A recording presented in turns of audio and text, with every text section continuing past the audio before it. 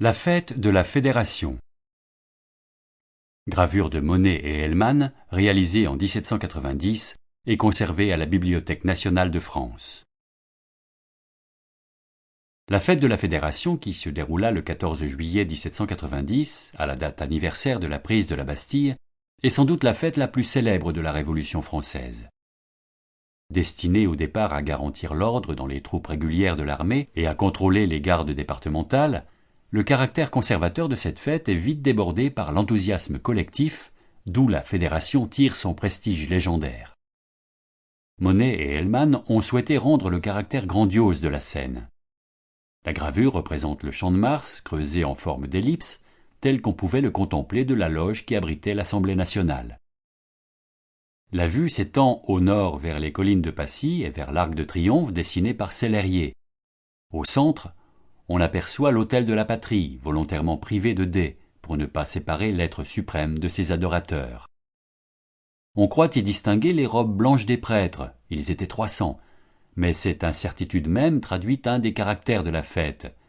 L'immense lieu théâtral du Champ de Mars ne permettait pas aux spectateurs de bien suivre ce qui se passait sur l'autel de la patrie.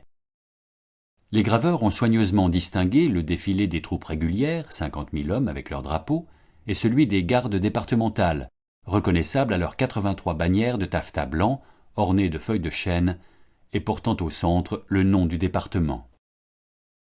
Dans le rendu minutieux de l'événement, seul le ciel a fait l'objet d'un traitement approximatif. Monet et Hellman n'ont voulu retenir ni les nuages noirs, ni la pluie, qui avait continuellement noyé le cortège. La scène est saisie au moment de la prononciation du serment, salué par les canons dont on voit la fumée derrière l'Arc de Triomphe, et par la forêt des bras levés. Un premier plan permet aux graveurs de corriger l'aspect officiel, ordonné, militaire et masculin du cortège. Amoureuses enlacées, grandes sœurs qui enseignent à leurs petits frères le geste du serment, femmes enfin, elles n'avaient pas obtenu du comité de constitution le droit de figurer dans le cortège. À cette gracieuse guirlande de premier plan est confiée toute la spontanéité de la fête. L'œuvre restitue ce qui a fait la fortune historiographique de la fête de la Fédération.